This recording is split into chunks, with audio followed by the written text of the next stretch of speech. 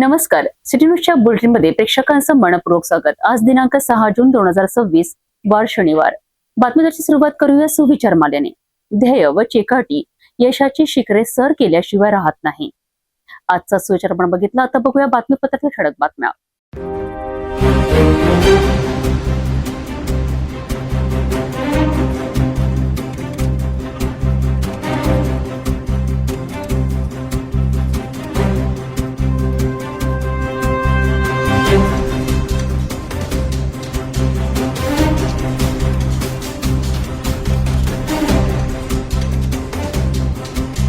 आपण ठळक बातम्या बघितल्या. आता घेऊया छोटासा ब्रेक.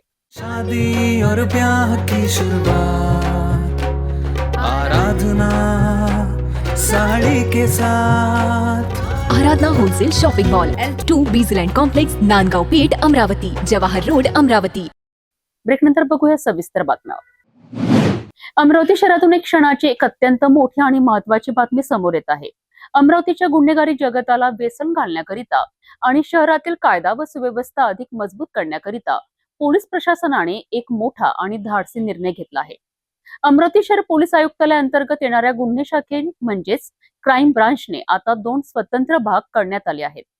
एकाच भागावर असणारा कामाचा वाढता ताण आणि वाढत्या गुन्हेगारीवर तातडीने नियंत्रण मिळवणे या दुहेरी उद्देशाने पोलीस आयुक्त राकेश ओला यांनी ही नवी चक्रव्यूह रचना आखली आहे.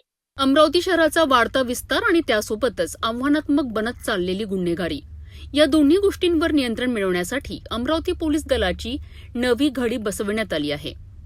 गुन्हे शाखेवरील कामाचा वाढता बोजा कमी करण्याकरिता आता क्राईम ब्रांचचे 2 तुकड्यांमध्ये विभाजन करण्यात आले आहे. यात गुन्हे शाखा युनिट 1 ची धुरा आता दिनेश दहातोंडे यांच्याकडे सोपविण्यात आली असून गुन्हे शाखा युनिट 2 चे नवे प्रभारी म्हणून अतुल वर यांची नियुक्ती करण्यात आली आहे.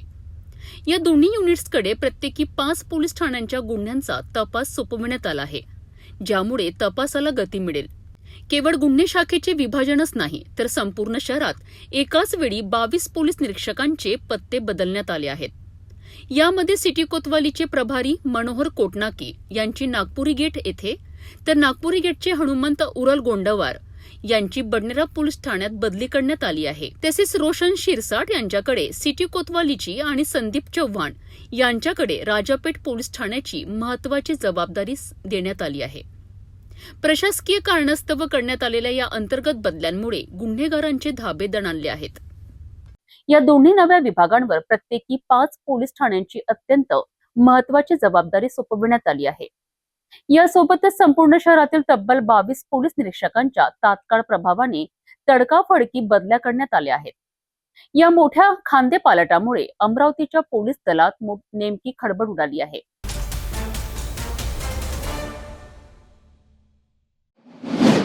अमरावतीत नीट सीबीएसई पेपर घोटाळ्याच्या निषेधार्थ NSUI कडनं विशाल मोर्चा काढण्यात आलाय. मात्र या मोर्चाची चर्चा पेपर घोटाळ्यापेक्षा सहभागींच्या अल्प उपस्थितीमुळे आणि वाहतूक कोंडींमुळेच अधिक रंगली आहे. ज्या विद्यार्थ्यांकरिता आंदोलन करण्यात आले त्यांच्याच उपस्थितीचा अभाव दिसून आला. मोर्चात विद्यार्थ्यांपेक्षा पक्ष कार्यकर्त्यांची संख्या अधिक असल्याचे चित्र पाहायला मिळाले. सुमारे 300च्या आसपास सहभागी आणि त्यातही अवघे 10 ते 15 मशालधारी दिसल्याने हा खरोखरच विद्यार्थ्यांचा आक्रोश होता की केवळ राजकीय शक्ती प्रदर्शन, असा सवाल उपस्थित होत आहे. पाहूया हा विशेष रिपोर्ट. नीट आणि सीबीएसई पेपर घोटाळ्याच्या विरोधात अमरावतीत NSUI ने मशाल मोर्चाचे आयोजन केले होते. मागील अनेक दिवसांपासून या मोर्चाची जोरदार तयारी सुरू होती. मात्र प्रत्यक्ष मोर्चाच्या दिवशी विद्यार्थ्यांची अपेक्षित गर्दी न झाल्याचे चित्र पाहायला मिळाले. सायंकाळी 5 वाजता मोर्चा सुरू होणार असल्याचे जाहीर करण्यात आले होते. मात्र सहभागींची संख्या कमी असल्याने मोर्चा तब्बल 2 तास उशिरा म्हणजेच सायंकाळी 7च्या सुमारास सुरू झाल्याची चर्चा शहरभर रंगली. NSUIचे राष्ट्रीय अध्यक्ष विनोद जाखड, काँग्रेस नेत्या यशोमती ठाकूर, खासदार बलवंत वानखडे आणि प्रदेशाध्यक्ष सागर साळुंखे यांच्या नेतृत्वाखाली हा मोर्चा काढण्यात आला. इरविन चौक ते जयस्तंभ चौक असा मोर्चाचा मार्ग निश्चित करण्यात आला होता. मोर्चा दरम्यान केंद्र सरकार आणि पंतप्रधान नरेंद्र मोदी यांच्या विरोधात जोरदार घोषणाबाजी करण्यात आली. तसेच केंद्रीय शिक्षण मंत्री धर्मेंद्र प्रधान यांच्या राजीनाम्याची मागणी करण्यात आली.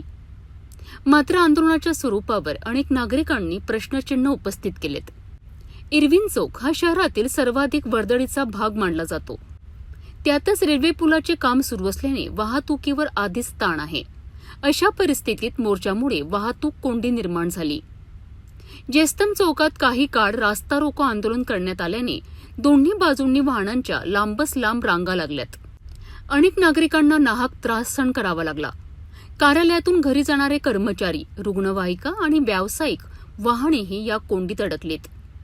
परिस्थिती नियंत्रणात ठेवण्याकरिता पोलिसांना मोठी कसरत करावी लागली. कायदा व सुव्यवस्था राखण्याकरिता अतिरिक्त पोलीस बंदोबस्त तैनात करण्यात आला होता. दरम्यान विद्यार्थ्यांच्या न्यायासाठी आंदोलन केल्याचा दावा NSUI पदाधिकाऱ्यांनी केला असला तरी प्रत्यक्षात विद्यार्थ्यांपेक्षा कार्यकर्त्यांची उपस्थिती अधिक असल्याची चर्चा शहरात रंगली आहे. फक्त 1 किलोमीटरचा मोर्चा काढून दिल्लीपर्यंत आवाज पोहोचणार का? आंदोलनाचा उद्देश विद्यार्थ्यांच्या प्रश्नांकडे लक्ष वेधणे होता की राजकीय प्रसिद्धी मिळवणे, असा सवाल आता नागरिक उपस्थित करीत आहेत. नागरिकांचे म्हणणे आहे की आंदोलन करणे हा लोकशाही हक्क असला तरी त्याकरिता शहरातील वाहतूक व्यवस्था आणि सामान्य जनतेचे दैनंदिन जीवन विस्कळीत होणार नाही, याचीही काळजी घेणे तितकेच आवश्यक आहे. CBSE पेपर तपासणी घोटाळा प्रकरणामुळे विद्यार्थ्यांमध्ये तीव्र संतापाची लाट उसळली आहे. मात्र या विषयाला राजकीय रंग दिल्यामुळे शहरातील जनआक्रोश अपेक्षित प्रमाणात रस्त्यावर उतरलेला दिसला नाही. याचे जिवंत उदाहरण काँग्रेसच्या मशाल मोर्चामध्ये पाहायला मिळालेत, जिथे अपेक्षेप्रमाणे जनसमर्थन दिसून आले नाही. तमाम कार्यकर्ता जो है सड़कों पे हैं, आंदोलन कर रहे हैं, संघर्ष कर रहे हैं. जिस तरीके से CBSE के छात्रों के साथ अन्याय हुआ है, भाजपा की सरकार अभी तक जो है इन स्टूडेंट्स का संज्ञान लेने को तैयार नहीं है. धर्मेंद्र प्रधान पूरी तरीके से खामोश है. एक ही मांग है, धर्मेंद्र प्रधान को इस्तीफा देना चाहिए. नीट CBSE पेपर घोटाळ्याविरोधातील आंदोलनामुळे शिक्षण व्यवस्थेतील गंभीर प्रश्न पुन्हा एकदा ऐरणीवर आले आहेत. मात्र विद्यार्थ्यांच्या न्यायाच्या लढ्याबरोबरच सामान्य नागरिकांना होणारा त्रास आणि आंदोलनाची प्रभाविता यावरही आता चर्चा सुरू झाली आहे. या विद्यार्थ्यांचा खरा आक्रोश होता की राजकीय शक्ती प्रदर्शन? याचे उत्तर मात्र जनतेलाच द्यावे लागणार आहे.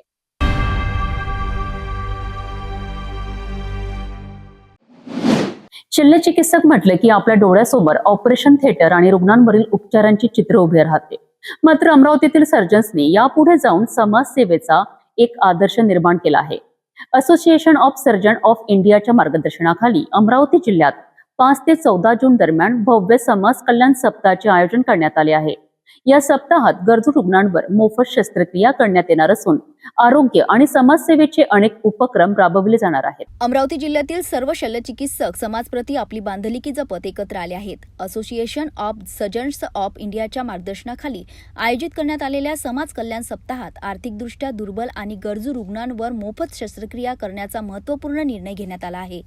हा उपक्रम धन्वंतरी सरकारी हॉस्पिटलचे अध्यक्ष डॉक्टर OG मुंडडा यांच्या मार्गदर्शनाखाली राबविण्यात येत आहे. या सप्ताहाची धुरा doctor Muralidhar Bup, doctor Kaustubh Sarda, doctor Jayashree Ingole आणि डॉक्टर राजेंद्र गणरीवाल यांनी सांभाळली आहे. या 10 दिवसांच्या उपक्रमांमध्ये वृक्षारोपण, CPR आणि इमर्जन्सी लाईफ सपोर्ट प्रशिक्षण, नर्सेस ट्रेनिंग, वॉकथॉन, स्तन, कर्करोग जनजागृती अभियान, आशा वर्कर प्रशिक्षण, अन्नदान कार्यक्रम आणि रक्तदान शिबिरांचे आयोजन करण्यात आले आहे. अमरावतीसह परतवाडा, कारंजा लाड, मंगरुळपीर आणि आसेगाव पूर्णा या भागांमध्ये हे कार्यक्रम पार पडणार आहेत. स्तन कर्करोग जनजागृती मोहिमेत महिलांना रोगांविषयी मार्गदर्शन करण्यात येणार असून लवकर निदान आणि उपचाराचे महत्त्व पटवून दिले जाणार आहे. होमगार्ड जवानांना CPR आणि आपत्कालीन जीवनारक्षक तंत्राचे प्रशिक्षण दिले जाणार आहे. तसेच विविध रुग्णालयांतील नर्सेस आणि वॉर्ड बॉय यांच्यासाठी विशेष प्रशिक्षण यांचे आयोजन करण्यात आले आहे. या सप्ताहात जिल्ह्यातील ज्येष्ठ आणि नामवंत शल्यचिकित्सकांचा गौरव सोहळाही आयोजित करण्यात आला असून त्यांच्या आरोग्य क्षेत्रातील योगदानाचा सन्मान केला जाणार आहे. समाज उपयोगी उपक्रमांबरोबरच डॉक्टरांच्या आरोग्यासाठी विशेष योग शिबिराचे आयोजन करण्यात आले असून योग तज्ज्ञांचे मार्गदर्शन लाभणार आहे. आरोग्य सेवा आणि समाजसेवा यांचा सुंदर संगम घडवणारा हा समाज कल्याण सप्ताह अमरावती जिल्ह्याकरिता प्रेरणादायी ठरणार आहे. गरजू रुग्णांसाठी मोफत शस्त्रक्रिया, रक्तदान, जनजागृती आणि विविध सामाजिक उपक्रमांच्या माध्यमातून सर्जन्सनी समाजाप्रती आपली जबाबदारी पुन्हा एकदा अधोरेखित केली आहे. नागरिकांनी या उपक्रमांचा जास्तीत जास्त लाभ घ्यावा असे आवाहन आयोजकांनी केले आहे.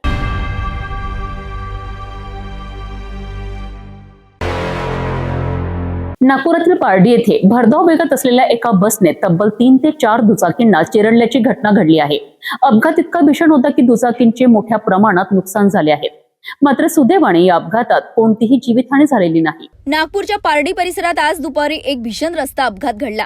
भरधाव वेगात आलेल्या बसने रस्त्यालगत उभ्या असलेल्या 3 ते 4 दुचाकींना जोरदार धडक दिली. धडकेची तीव्रता इतकी होती की काही दुचाकी बसखाली चिरडल्या गेल्या. अपघातानंतर परिसरात मोठी गर्दी जमली आणि काही काळ गोंधळाचे वातावरण निर्माण झाले. घटनेची माहिती मिळताच पोलिसांनी तातडीने घटनास्थळी धाव घेतली. पोलिसांनी परिस्थिती नियंत्रणात आणत वाहतूक सुरळीत करण्याचे काम केले. या भीषण अपघातात कोणतीही जीवितहानी झाली नसल्याचे नागरिकांनी सुटकेचा निश्वास सोडला. मात्र दुचाकींचे मोठे आर्थिक नुकसान झाले आहे. सध्या पोलीस अपघाताचे नेमके कारण शोधत असून बस चालकाची चौकशी केली जात आहे. तसेच परिसरातील सीसीटीव्ही फुटेजही तपासले जात असल्याची माहिती मिळत आहे. नागपूरच्या पारडी परिसरातील एका अपघाताने पुन्हा एकदा रस्ते सुरक्षेचा प्रश्न ऐरणीवर आणला आहे. सुदैवाने जीवितहानी टळली असली तरी मोठा अनर्थ घडू शकला असता. या प्रकरणातील पुढील तपासाकडे आता सर्वांचे लक्ष लागले आहे.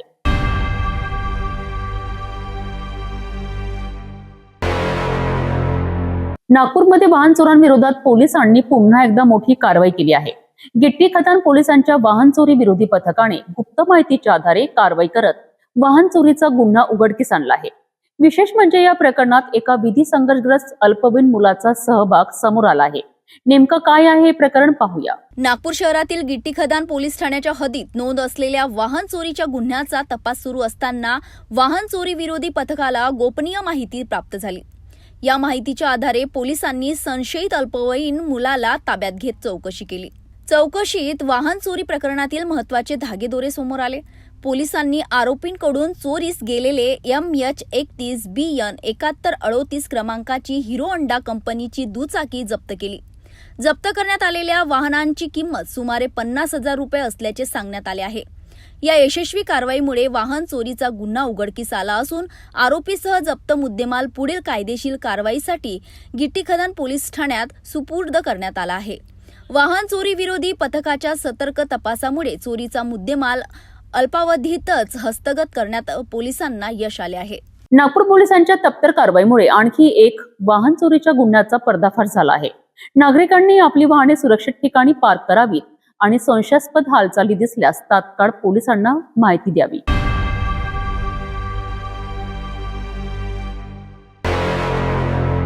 नागपूर शहरातून एक अत्यंत हृदयद्रावक आणि संतापजनक घटना समोर आली आहे.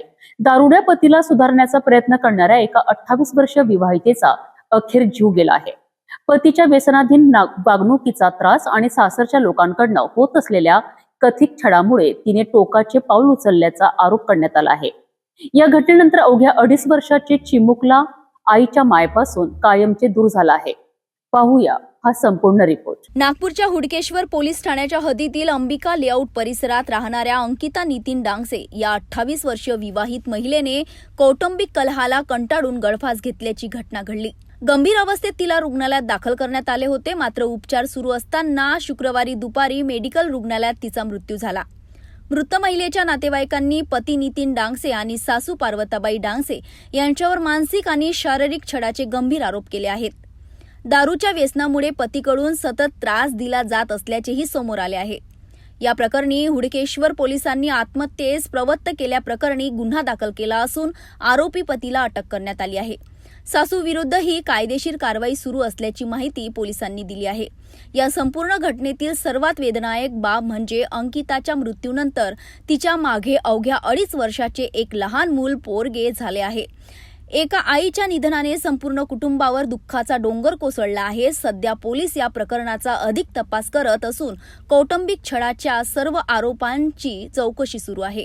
पोलीस स्टेशन हुडकेश्वर येथे फिर्यादी सुनील मंगल पेदुलवार वय 58 वर्ष राहणार हुडकेश्वर यांनी कंप्लेंट दिली की त्यांची जी मुलगी होती अंकिता नितीन डांगसे वय 28 वर्ष राहणार Ambika layout outer ring road Hudkeshwar Khurd या मुलीने त्यांच्या मुलीने तिचे पती जे आहे नितीन नामदेवराव डांगसे वय 34 वर्ष व त्यांची आई नितीन डांगसेची आई पार्वताबाई नामदेवराव डांगसे वय 60 वर्ष यांच्या त्रासाला कंटाळून गळफास लावून आत्महत्या केलेली आहे.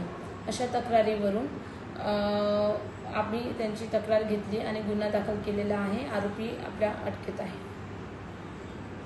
त्यातील आरोपी हा नितीन डांगसे ब्लिंकिटमध्ये काम करत होता आणि यांचे छोट्या छोट्या कारणावरून आधीपासून वाद होत होते असं त्यांचं म्हणणं आहे. आणि या वाद चालत असतानाच दिनांक घटना तारीख झालेली आहे 22/4/2022 पासून हा जो तिला त्रास होता तर 4/6/26 पर्यंत त्रास होता. आणि 4 तारखेला तिने दुपारला 14 वाजताच्या दरम्यान गळफास लावून घेतलेला होता. आणि जेव्हा ती गळफास लावून घेतला तेव्हा तिच्या पतीला संशय आला. दार उघडून तोडून बघितलं असता ती गळफास लावलेल्या अवस्थेत दिसली. तिला लगेच काढून हॉस्पिटलाइज करण्यात आलं, परंतु तिथे ती कोमात गेलेली होती. 4 तारखेनंतर तिचा मृत्यू झालेला आहे 5 तारखेला. आणि त्याच्या तशा संदर्भातून तक्रार देऊन फिर्यादीच्या तक्रारीवरून गुन्हा दाखल केलेला आहे. आरोपी अटकेत आहे. मॅडम, याच्यामध्ये निष्पन्न काय झालं, काय दिसून येत आहे मरणाचं कारण? यांचे छोट्या छोट्या कारणावरून वाद व्हायचे. हा दारू पीत होता नवरा. आणि त्या 2 म्हणजे 4 वर्षाच्या लग्न काळामध्ये तिला कामं करण्याच्या किंवा पैशाचा वाद या छोट्या मोठ्या गोष्टीवरून या दोघांचे वाद होत होते.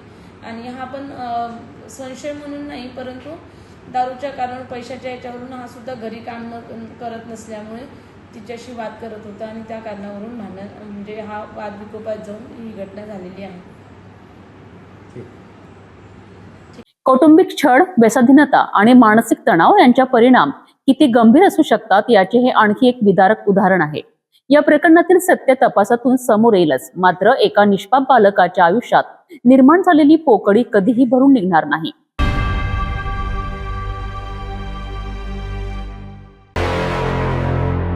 नागपुरातून एक धक्कादायक आणि विश्वास बसणार नाही अशी घटना समोर आली आहे. ज्या आजीने नातवाला लहानाचे मोठे केले त्याच नातवाने घरातील सोन्याचे दागिने आणि रोख रकमेवर डल्ला मारल्याचा आरोप आहे. एवढेच नाही तर गर्लफ्रेंडवर खर्च करण्याकरिता ही चोरी केल्याची कबुली आरोपीने पोलिसांसमोर दिली आहे. गणेशपेठ पोलिसांनी या प्रकरणाचा अवघ्या काही तासात पर्दाफाश केला आहे. नागपूर शहरातील गणेशपेठ पोलीस ठाण्याच्या हद्दीत राहणाऱ्या 64 वर्षीय सुबदा किशोर मस्ते या मेयो रुग्णालयातील नियुक्त कर्मचाऱ्यांच्या घरातूनच सोन्याचे दागिने आणि रोख रक्कम चोरीला गेल्याची तक्रार दाखल करण्यात आली होती. तक्रारीनंतर गणेशपेठ पोलिसांनी तपास सुरू केला. तपासादरम्यान मिळालेल्या गुप्त माहितीच्या आधारे पोलिसांनी संशयितांची चौकशी केली. यामध्ये धक्कादायक खुलासा झाला. तक्रारदार महिलेचाच नातू प्रदीप मस्ते याने चोरी केल्याचे समोर आले. पोलीस चौकशीत आरोपीने गुन्ह्याची कबुली दिली. आपल्या गर्लफ्रेंडवरच खर्च करण्यासाठी आणि वैयक्तिक खर्च भागवण्यासाठी चोरी केल्याचे त्याने सांगितले. चोरीतील सोन्याचे दागिने उमरेड येथील एका सोनाराकडे विकल्याचेही तपासात उघड झाले. त्यानंतर पोलिसांनी संबंधित सोनाराकडून दागिने जप्त केले, तसेच चोरीतील इतर मालमत्ताही हस्तगत करण्यात आली. आरोपीला अटक करून न्यायालयासमोर हजर करण्यात आले असून न्यायालयाने त्याला पोलीस कोठडी सुनावली आहे.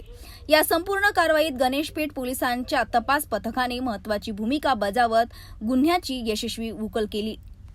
पोलीस गणेशपेठ येथे फिर्यादी नामे सुभद्रा मस्ते, वय वर्ष 60 वर्ष आहे, यांनी तक्रार दिली की त्यांच्या घरून सोन्याच्या दागिन्यांची चोरी झालेली आहे. त्या अनुषंगानं त्याच महिलेनं सांगितलं की तिचा नातू त्या दिवसापासून तिच्या घरी जो राहायचा, तिचं पालन पोषण ती आजी करत होती, की त्याने ते चोरून गेल्याचा संशय आहे. आम्ही नातवाच्या शोधातला आम्हाला पण संशय झाला की सदरील नातवाने चोरी केली असावी म्हणून. टेक्निकल कारणाने आम्हाला त्याचा शोध लागला. त्याला पकडल्यानंतर आम्हाला समजलं की त्याला एक गर्लफ्रेंड होती. ती गर्लफ्रेंड उमरेड इथे राहायची. याला आपल्या बुलेट गाडीचा पण शौक होता, त्याला बुलेट गाडी पण घ्यायची होती. यासाठी त्यांनी चोरी केल्याची कबूल केले.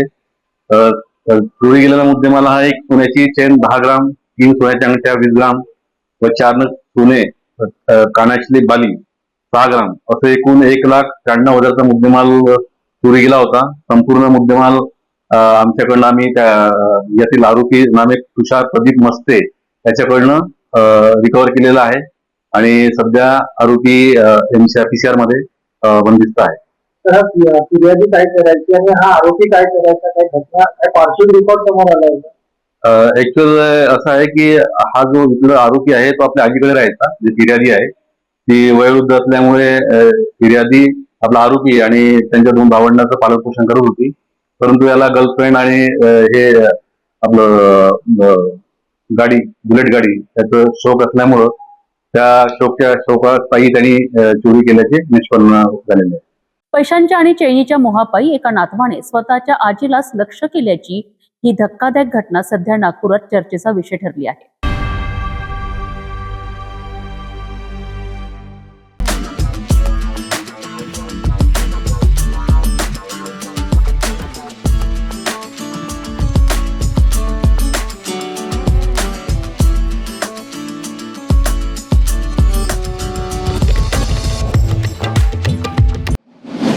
अनेक वर्षांपासून प्रलंबित असलेला शेत रस्त्याचा वाद अखेर निकाली निघाला आहे.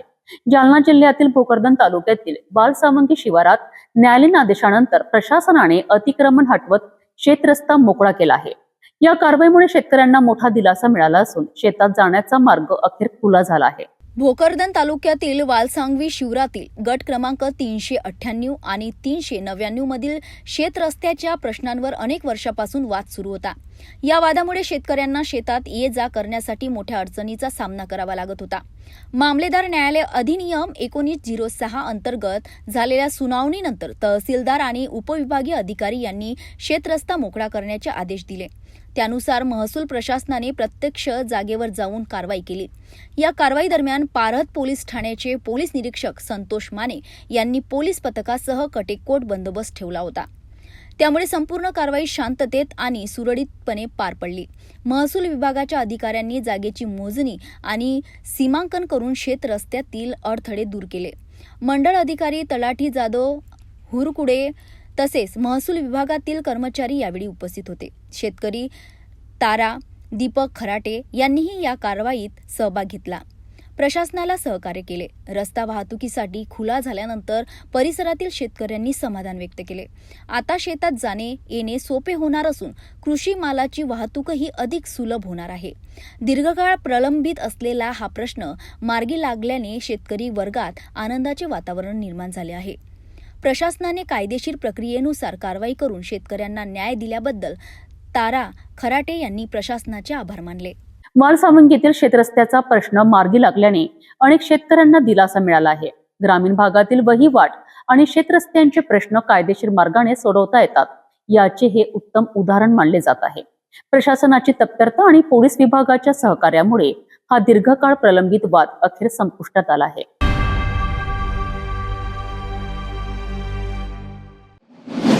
वाशिम जिल्ह्यात बनावट नोटांच्या मोठ्या रॅकेटचा पर्दाफाश झाला आहे. तोंडगाव टोल नाक्यावर नकली नोटा चलनात आणण्याचा प्रयत्न करणाऱ्या एका आरोपीला पोलिसांनी अटक केली असून त्याच्याकडून तब्बल 10 लाख रुपयांचा नकली नोटा जप्त करण्यात आल्या आहे. विशेष म्हणजे पान टपरी चालक आणि टोल कर्मचाऱ्यांच्या सतर्कतेमुळे हा संपूर्ण प्रकार उघडकीस आला आहे. वाशिम जिल्ह्यातील तोंडगाव टोल नाक्यावर नकली नोटा वापरण्याचा प्रयत्न करणाऱ्या एका आरोपीला पोलिसांनी अटक केली आहे. पोलिसांनी आरोपीकडून तब्बल 10 लाख रुपयांच्या बनावट नोटा जप्त केल्या आहेत. पोलिसांच्या माहितीनुसार आरोपी हा राजस्थान राज्यातील रहिवासी आहे. आरोपी आणि त्याचे साथीदार वाशिम बायपासवरील एका पान टपरीवर गेले होते. तेथे त्यांनी 500 रुपयाची नकली नोट देऊन काही वस्तू खरेदी केल्या. मात्र पान टपरी चालकाच्या ही बाब लक्षात आली. त्याने तात्काळ प्रसंगावधान राखत तोंडगाव टोल नाक्यावरील कर्मचाऱ्यांना याबाबत माहिती दिली. काही वेळातच संबंधित आरोपींची स्कॉर्पिओ टोल नाक्यावर पोहोचली. यावेळी फास्ट ट्रॅक बंद असल्याचे सांगत त्यांनी पुन्हा एकदा 500 रुपयाची नकली नोट देण्याचा प्रयत्न केला. मात्र टोल नाका व्यवस्थापक रवी गोटे यांनी मोठी हुशारी दाखवत चालकाला वाहन मागे घेण्यास सांगितले आणि संशयितांना तेथेच थांबून ठेवले. त्याचवेळी पोलिसांना माहिती देण्यात आली. पोलिसांनी घटनास्थळी पोहोचून एका आरोपीला ताब्यात घेतले. मात्र त्याचे 2 साथीदार अंधाराचा फायदा घेत पसार होण्यात यशस्वी झाले. या कारवाई दरम्यान आरोपींनी वापरलेली राजस्थान पासिंगची स्कॉर्पिओ गाडी देखील जप्त करण्यात आली आहे. पोलिसांनी वाहनाची झडती घेतली असता मोठ्या प्रमाणात नकली नोटा आढळून आल्या. विशेष म्हणजे गेल्या 8 दिवसांतील वाशिम जिल्ह्यातील ही दुसरी मोठी कारवाई होती. यापूर्वीही पोलिसांनीही 25 लाख रुपयांच्या बनावट नोटा जप्त करून एका आरोपीला अटक केली होती. सध्या फरार आरोपींचा शोध सुरू असून या बनावट नोटा नेमक्या कुठून आणल्या गेल्या आणि यामागे आणखी कोणते रॅकेट कार्यरत आहे याचा तपास पोलीस करत आहे. पानटपरी चालकाची जागरूकता आणि टोल कर्मचाऱ्यांची तत्परता यामुळे बनावट नोटांचा मोठा कट उघडकीस आला आहे. वाशिम जिल्ह्यात वारंवार समोर येणाऱ्या अशा घटनांमुळे बनावट चलनांच्या नेटवर्क बाबत गंभीर प्रश्न निर्माण झाले आहेत. या प्रकरणातील पुढील तपासाकडे आता सर्वांचे लक्ष लागले आहे.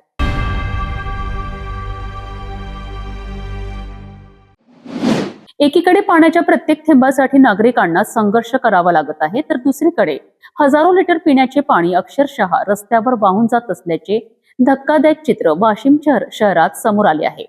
सिव्हिल लाईन परिसरातील शासकीय निवासस्थानांमध्ये राहणाऱ्या कर्मचाऱ्यांना तब्बल 10 ते 12 दिवसांनी पाणी मिळत असताना अवघ्या 4 महिन्यांपूर्वी टाकलेली नवीन पाईपलाईन फुटल्याने मोठ्या प्रमाणात पाण्याची नासाडी सुरू आहे.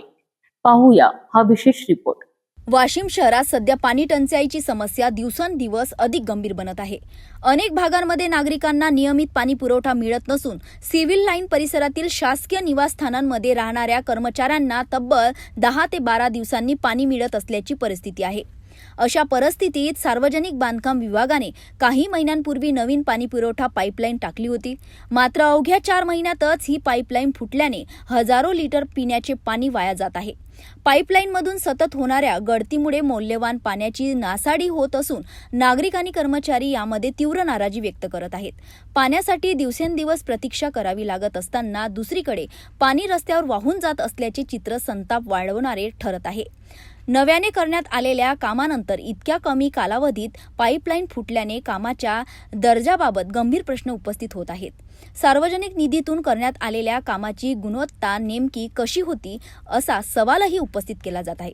स्थानिक नागरिक आणि कर्मचारी यांनी संबंधित विभागाने तातडीने गळती दुरुस्त करावी तसेच निकृष्ट दर्जाचे काम करणाऱ्या जबाबदार व्यक्तींवर कारवाई करावी अशी मागणी केली आहे. पाणी टंचाईच्या काळात प्रत्येक थेंब अमूल्य असतो, मात्र वाशिममध्ये हजारो लिटर पिण्याचे पाणी वाया जात असताना संबंधित यंत्रणा नेमकी कधी जागी होणार हा मोठा प्रश्न आहे. आता प्रशासन या प्रकरणाची किती गांभीर्याने दखल घेते आणि गळती थांबवण्याकरिता कोणती पावले उचलते याकडे नागरिकांचे लक्ष लागले आहे.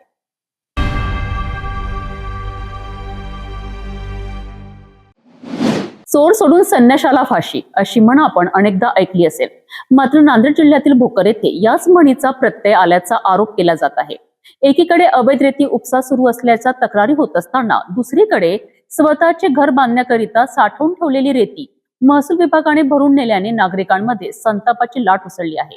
नेमकं काय आहे हे संपूर्ण प्रकरण बघूया. नांदेड जिल्ह्यातील भोकर शहरातील रहिवासी शिवाजीराम हुंडेकर यांनी स्वतःच्या घराच्या बांधकामासाठी आवश्यक साहित्य जमा करून ठेवले होते. यामध्ये बांधकामासाठी लागणाऱ्या रेतीचाही समावेश होता. मात्र महसूल विभागाच्या पथकाने अचानक कारवाई करत ही रेती जप्त करून भरून नेल्याचा आरोप करण्यात आला आहे. दादा, ज्या दिवशी मी रेती उचलण्यासाठी ती लोक आली होती प्रशासनाची, त्या दिवशी कोणतीही पूर्वसूचना दिली नाही, कोणतीही नोटीस दिली नाही. डायरेक्ट आले आणि त्यांनी उचलायला लागले. तेव्हा मी त्यांना एवढंच म्हणले की बाबा, तुम्ही नोटीस किंवा काही पूर्वसूचना न देता तुम्ही रेती कसं काय उचलले? तर त्यांचं म्हणणं काही उत्तर न देता त्यांनी धडाधड रेतीचे हे भरायला सुरुवात केली त्यांनी. आता माझे एवढंच म्हणणं आहे की आज भोकरमध्ये आज इतक्या प्रमाणात रेतीचे साठे आहेत, त्यांना हीच रेती का दिसली? विशेष म्हणजे चला, मी साठेबाजही नाही, मला त्यांनी कधी ट्रॅक्टर पकडला माझा, कधी तसं काहीच नाही. मी सर्वसामान्य माणूस आहे साहेब. मला कसं 3 वर्षापासून मी पूर्ण बांधकामाचं साहित्य हळूहळू जसे पैसे जमा होतील तसे जमा करतोय. आज मला बांधकामाची तयारी करत असताना शेवटच्या टप्प्यात आलो असता त्यांनी ऐनवेळी रेती घेऊन जर गेलेत तर मग करायचं कसं साहेब सर्वसामान्यांनी? विषय असा आहे साहेब, आपली कोणती काही दुसरं उत्पन्नही नाही. 10 बाय 10चं दुकान आहे साहेब. त्या दुकानावरच्या इन्कमवर मी हळूहळू प्रयत्न करतोय की कसं तरी घर बांधकाम व्हावं आणि माझं घर व्हावं. पण ते सुद्धा प्रशासनाला बघावं वाटलं. बांधकाम परवाना टाकलाय, तांत्रिक अडचणीमुळे बांधकाम परवाना निघाला नव्हता, त्याच्यामुळे आपण थांबलो होतो साहेब. आता मागणी एवढीच आहे साहेब की आता ही जी रेती उचलली त्यांनी कोणत्या नियमानं उचलली, का उचलली? ही खासगी जागेतून त्यांनी रेती उचलू शकतात, हे कुठला नियम आहे साहेब? आणि कोणतीही पूर्वसूचना न देता त्यांनी जर रेती उचलली असेल तर यांच्यावर कारवाई व्हायला पाहिजे. आणि याच्यासाठी मी जिल्हाधिकारी कार्यालयात जिल्हाधिकारी साहेबांना याच्याविषयी रीतसर तक्रार करणार. तर ज्या प्रमाणात रेती माझी उचलली त्या प्रमाणात भोकरची जिथे जिथे साठे आहेत तिथले तिथं तहसील प्रशासन काय करणार आहे? ती रेती उचलणार आहे का ते फक्त या इतक्या पुरतच त्यांची कारवाई होती? हे प्रशासनानं काय आहे ते त्यांनी सिद्ध करावं. आता विशेष म्हणजे कोणतीही पूर्वसूचना न देता ही कारवाई करण्यात आल्याचे घरमालकाचे म्हणणे आहे. स्थानिक नागरिकांच्या मते जिल्ह्यात अनेक ठिकाणी अवैध रेती उपसा सुरू असल्याच्या तक्रारी सातत्याने समोर येत आहेत. मात्र अशा प्रकरणावर प्रभावी कारवाई होत नसताना सर्वसामान्य नागरिकांच्या बांधकामासाठी ठेवलेल्या रेतीवर कारवाई होत असल्याने संताप व्यक्त केला जात आहे. भोकर विधानसभा हा माजी मुख्यमंत्री अशोक चव्हाण यांची कन्या आमदार श्रीजया चव्हाण यांचा हा मतदारसंघ आहे आणि इथं कायमच गरिबांवरती अन्याय अत्याचार झालेला आहे. चोर सोडून संन्यासाला फाशी हा यांचा न्याय आहे. आणि शिवाजी हुंडेकर नावाचा एक सामान्य व्यक्ती जो घर बांधतोय, घर बांधणं हे सामान्य माणसाच्या आयुष्यातली सगळ्यात मोठी अचिव्हमेंट असते आणि त्यासाठी कर्ज काढून ही माणसं घर बांधत असतात. आणि घरातली वाळू ती विकत घेतलेली कुठलीही नोटीस न देता महसूल विभागानं जप्त केलेली आहे. हे म्हणजे इतकं महाराष्ट्रातलं अजब प्रकरण आहे की वाळू माफियांना मोकाट सोडायचं आणि जो विकत घेतोय त्या खरीददारांना नोटीस न देता वाळू उचलायची. या देशामध्ये, या राज्यामध्ये नेमकी लोकशाही आहे का नाही हा प्रश्न आम्हाला पडायला लागलाय. त्यामुळं माझं प्रशासनाला सक्त आदेश आहेत, सक्त विनंती आहे, इशारा आहे की तात्काळ त्या व्यक्तीची जी वाळू आहे जिथून उचलली तिथं तितक्याला तेवढी ब्रास सन्मानानं नेऊन टाकावी. आणि तुमच्या दम असेल तर वाळू विकत घेणाऱ्यावरती नाही तर वाळू चोरी करणाऱ्यावरती तुम्ही कारवाई करा ना. सामान्य माणसावरती, वाळू माफियांवरती तुम्ही कारवाई करा ना तुमच्यात दम असेल तर. त्यांच्यासोबत तुमचे लागेदोरे आहेत आणि वाळू विकत घेणाऱ्याला पण तुम्ही आता म्हणजे महसूल विभाग वाळूवाल्यांकडून हप्ते घेतो, आता काय विकत घेणाऱ्यांकडून पण हप्ते यांना पाहिजेत का हा प्रश्न या ठिकाणावरती पडतोय. याचा मी निषेध करतो. हा मतदारसंघ वाऱ्यावरती आहे. आमदार आमचे हरवलेले आहेत. ते फक्त लग्न, वाढदिवस त्याचबरोबर बारसे करत फिरतात. त्यांना सामान्य लोकांच्या दुःखांशी आणि या मतदारसंघातल्या प्रश्नासोबत आणि इथल्या विकासासोबत आणि लोकांच्या अडचणीसोबत काही घेणदेण नाही. लग्नाला येणे, फोटो काढणे आणि फेसबुकवर टाकणे हाच एक कलमी कार्यक्रम आमदारांचा आहे. त्यामुळे या प्रकरणाचा निषेध करतो. तहसीलदार आणि प्रांतांनी यामध्ये तात्काळ दखल द्यावी आणि त्या व्यक्तीची वाळू परत द्यावी. अन्यथा या विरोधामध्ये युवक काँग्रेस आक्रमक पवित्रा घेईल. या प्रकरणावर विविध राजकीय पक्षांच्या कार्यकर्त्यांनीही प्रतिक्रिया दिल्या आहेत. महसूल विभागाने या कारवाईमागील कारण स्पष्ट करावे आणि नागरिकांना न्याय द्यावा अशी मागणी करण्यात आली आहे. कारवाईमुळे बांधकामाचे काम ठप्प झाल्याचा दावा घरमालकांनी केला आहे. प्रशासनाने योग्य चौकशी करून रेती परत द्यावी अशी मागणी त्यांनी केली. सर्वसामान्य नागरिकांना लक्ष्य केले जात असल्याचा आरोप काँग्रेस पदाधिकाऱ्यांनी केला आहे. महसूल प्रशासनाने पारदर्शक भूमिका घ्यावी आणि नागरिकांवरील अन्याय थांबावा अशी मागणी स्थानिकांकडून होत आहे.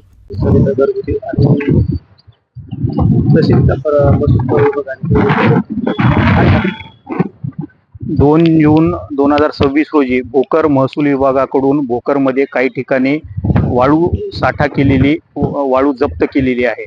सदर वाळू ही वैयक्तिक मालमत्तेवर होती.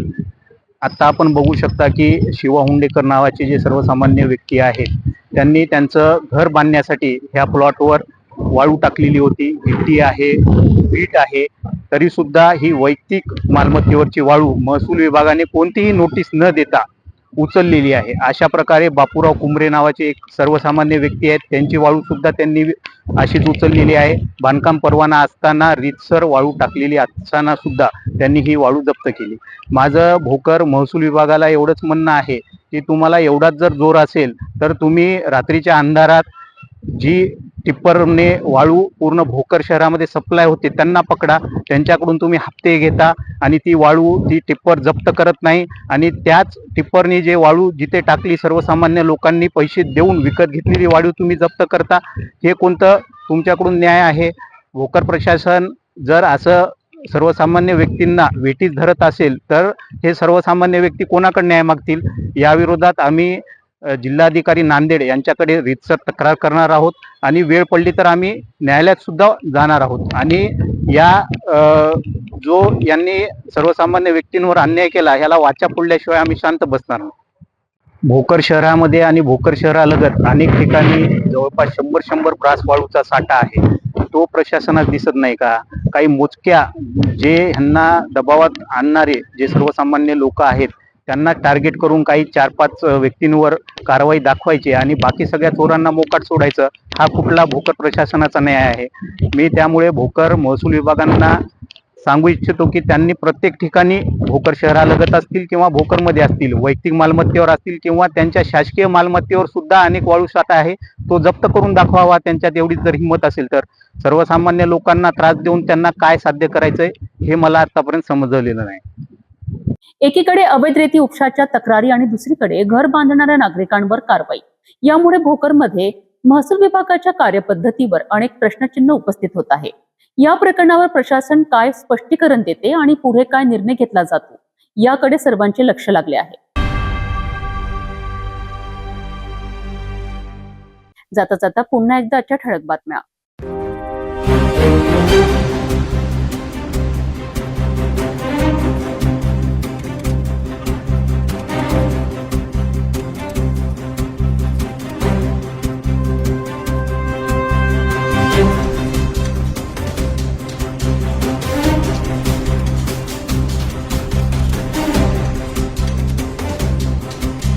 आपण आता सिटी न्यूज चॅनल आपल्या टीव्हीवरही बघू शकता.